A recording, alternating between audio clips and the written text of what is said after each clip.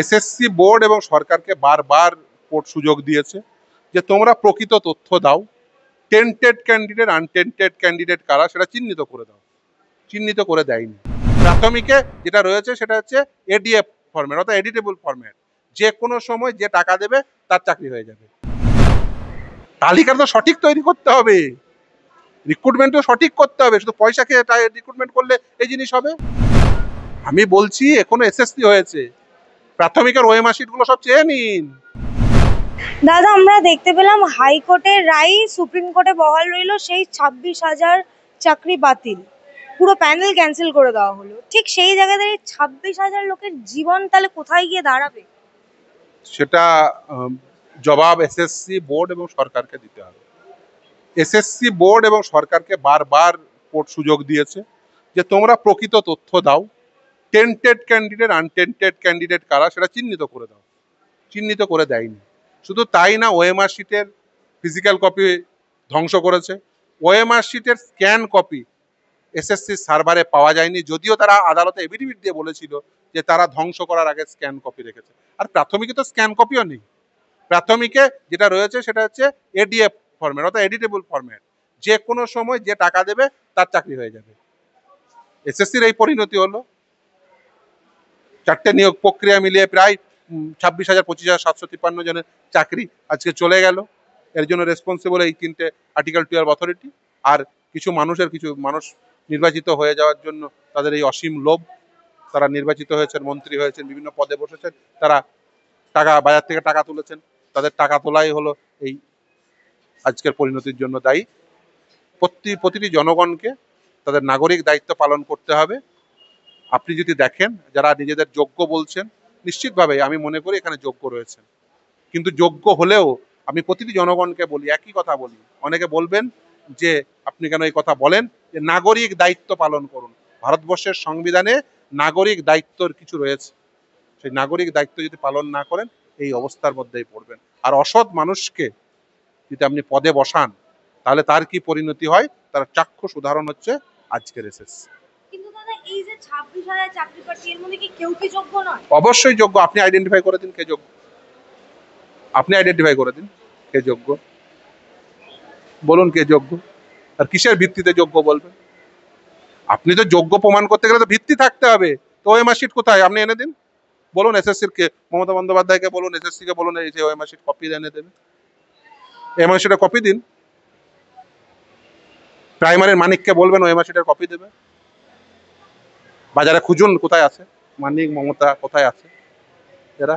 কিন্তু দাদা, সেই জায়গায় যারা এই ভাইজান এতদিন আন্দোলন করলো নিজেদের যোগ্য, তারা ওই মানিকের বাড়ি আর মমতার বাড়ি চলে যাক, দিয়ে কপি চাক ওএমআর শিটের, যে আমাদের ওএমআর শিট গুলো আমরা বলেছি ধ্বংস করতে, তোরা ধ্বংস করলি কেন? আমরা তো ধ্বংস করতে বলিনি। মানিকের কাছে, মমতার কাছে, সুবিরেশের কাছে তারা অ্যান্সার চাক যে তোরা আমাদের কপি ধ্বংস করলি কেন? তোরা টাকা খাওয়ার জন্য আমাদের কপি ধ্বংস করেছিস, আমাদের কপি ধ্বংস, আমাদের ওএমআর শিট দে। তাদের বাড়ি চলে যাক, দিয়ে ওএমআর শিট চেয়ে নিয়ে আসুক। কিন্তু দাদা, তারা তো বারংবার বলছেন যে বিচার ব্যবস্থার উপর আস্থা রাখুন। ওএমআর শিটের কপি রাখতে হবে, তবে তো আস্থা থাকবে।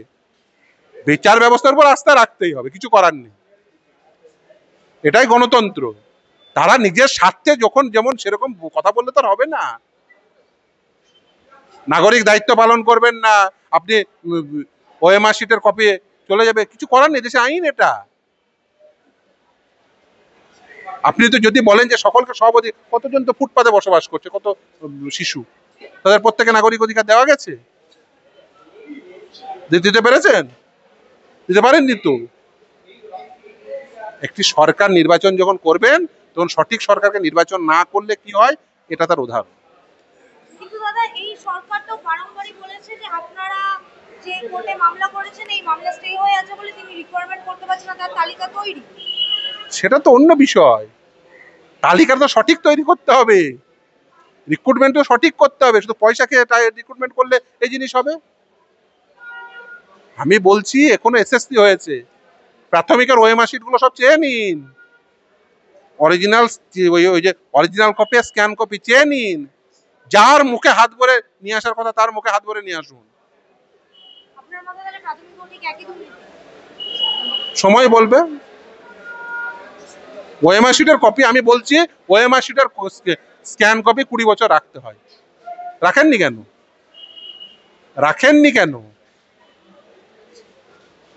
দাদা ঠিক সেই জায়গায় দাঁড়িয়েই এই ওয়াই চ্যানেলে তারা আন্দোলন করেছে, তারা প্রশ্ন তুলছে যে আবার যে পরীক্ষায় দিতে হবে, বয়স পেরিয়ে গেলে পরীক্ষা বসা তো আলাদা কথা, কিন্তু এই পরীক্ষায় বসলে যে তাদের রিক্রুটমেন্ট হবে এর কোন গ্যারান্টি আছে? কে গ্যারান্টি নেবে?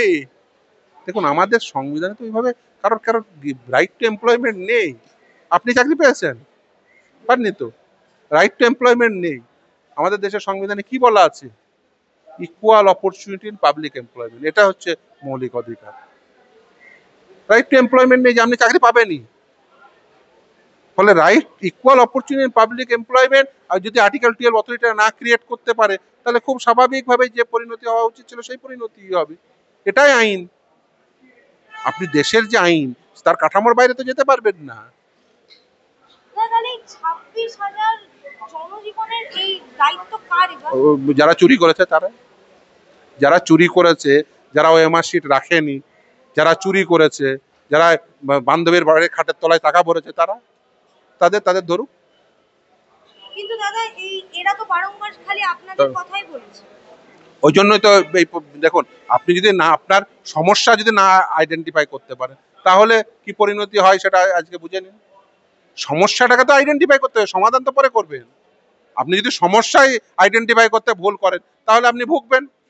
আপনার যদি ধরুন জ্বর হয়েছে, আপনি যদি জ্বরের ওষুধ না খান, দিয়ে যদি অন্য কোনো কিছু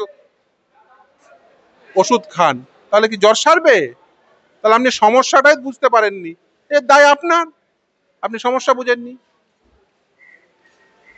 দাদা এই আজকে দুপুর 2টায় আমরা যেমনটা জানি মুখ্যমন্ত্রী বৈঠক ডেকেছেন, সেই বিষয়ে কি বলবো? আমি বলবো চোরেদের বৈঠক, আর কি বলবো?